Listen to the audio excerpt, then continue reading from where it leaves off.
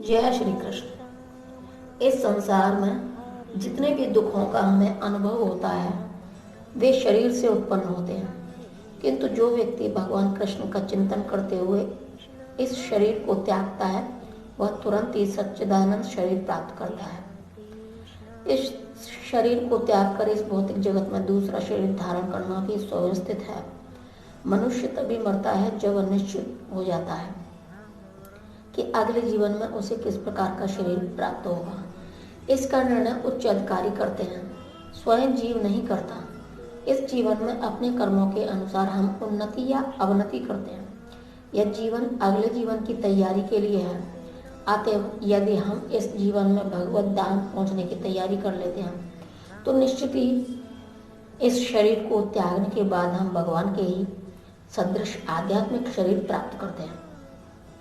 जैसा कि पहले कहा जा चुका है, अध्यात्मवादियों के कई प्रकार हैं, ब्रह्मवादी, परमात्मावादी तथा भक्त।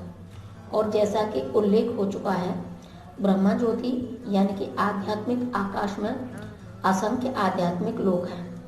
इन लोकों की संख्या भौतिक जगत के लोकों की संख्या से कहीं अधिक बड़ी है। यह भौतिक जगत संपूर्ण सृष्टि का केवल चतुर्थांश है, एकांशेन स्थितो जगत। इस भौतिक खंड में लाखों करोड़ों ब्रह्मांड हैं, जिनमें अरबों ग्रह, सूर्य, तारे तथा चंद्रमा हैं। किंतु यह सारी भौतिक सृष्टि संपूर्ण सृष्टि का एक खंड मात्र है। अधिकांश सृष्टि तो आध्यात्मिक आकाश में है। जो व्यक्ति पर ब्रह्मा में विलीन होना चाहता है वह तुरंत ही परमेश्वर की ब्रह्म ज्योति में भेज दिया जाता है और इस तरह वह आध्यात्मिक आकाश को प्राप्त होता है। जो भक्त भगवान के सानिध्य का आनंद लेना चाहता है वह वैकुंठ लोकों में प्रवेश करता है, जिनकी संख्या अनगिनत है, जहाँ पर परमेश्वर अपने विभिन्न पूर्ण अंशों चतुर्भुज नारायण के रूप में तथा प्रगुण, अनिरुद्ध तथा गोविंद जैसे विभिन्न नामों से भक्तों के साथ साथ रहते हैं। अतः जीवन के अंत में अध्यात्मवादी ब्रह्म ज्योति परमात्मा या भगवान श्री कृष्ण का चिंतन करते हैं। प्रत्येक दिशा में वे आध्यात्मिक आकाश में प्रविष्ट होते हैं, लेकिन केवल भक्ति या परमेश्वर से संबंधित रहने वाला ही वैकुंठ लोक में या गोलोक वृंदावन में प्रवेश करता है। भगवान यह भी कहते हैं कि इसमें कोई संदेह नहीं है, इस पर दृढ़ विश्वास करना चाहिए। हमें चाहिए कि जो हमारी कल्पना से मेल नहीं खाता उसे ठुकराए नहीं। हमारी मनोवृत्ति अर्जुन की सी होनी चाहिए। आपने जो कुछ कहा उस पर मैं विश्वास करता हूँ। अतएव जब भगवान यह कहते हैं कि मृत्यु के समय जो भी ब्रह्मा, परमात्मा या भगवान के रूप में उनका चिंतन करता है वह निश्चित रूप से आध्यात्मिक आकाश में प्रवेश करता है, तो इसमें कोई संदेह नहीं है कि इस पर अविश्वास करने का प्रश्न ही नहीं उठता।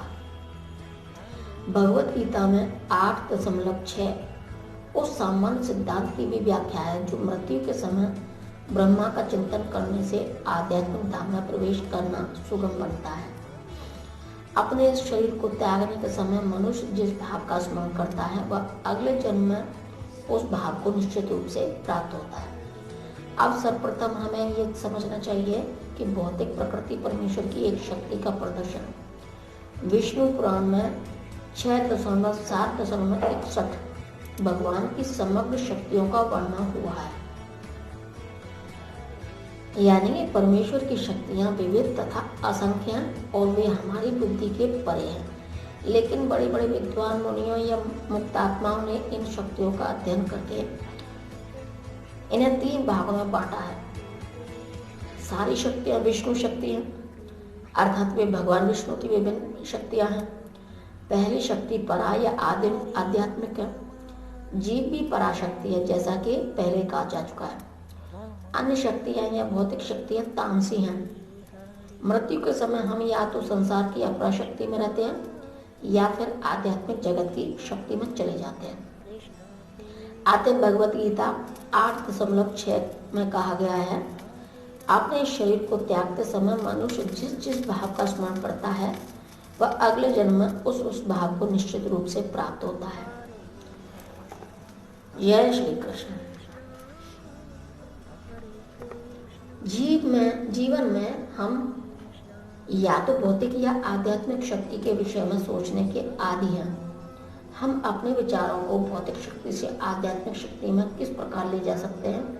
ऐसे बहुत से साहित्य हैं, यथा समाचार पत्र, पत्रिकाएं, उपन्यास आदि, जो हमारे विचारों को भौतिक शक्ति से भर देते हैं। इस समय हमें ऐसे साहित्य में लगे अपने चिंतन को वैदिक साहित्य की ओर मोड़ना है। अतः महर्षियों ने अनेक वैदिक ग्रंथ लिखे हैं, यथा पुराण। ये पुराण काल्पनिक नहीं है, अपितु ऐतिहासिक लेख है।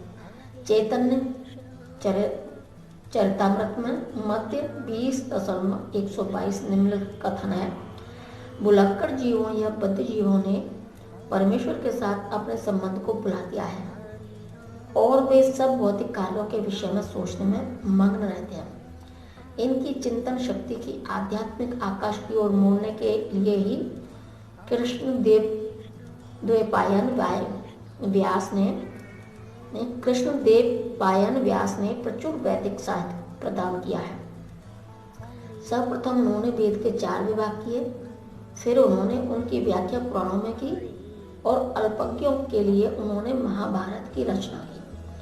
महाभारत में ही भगवत गीता की दी हुई है। तत्पश्चात वैदिक साहित्य का सार वेदांत सूत्र में दिया है और भावी पथ प्रदर्शन के लिए उन्होंने वेदांत सूत्र का सहज भाष्य भी दिया, जो श्रीमद् भागवतम कहलाता है। हमें इन वैदिक ग्रंथों के अध्ययन में अपना चित्त लगाना चाहिए। जिस प्रकार भौतिकवादी लोग नाना प्रकार के समाचार पत्र, पत्रिकाएं तथा अन्य संसारी साहित्य को पढ़ने में ध्यान लगाते हैं, उसी तरह हमें भी व्यास देव द्वारा प्रदत्त साहित्य के अध्ययन में ध्यान लगाना चाहिए। जय श्री कृष्ण।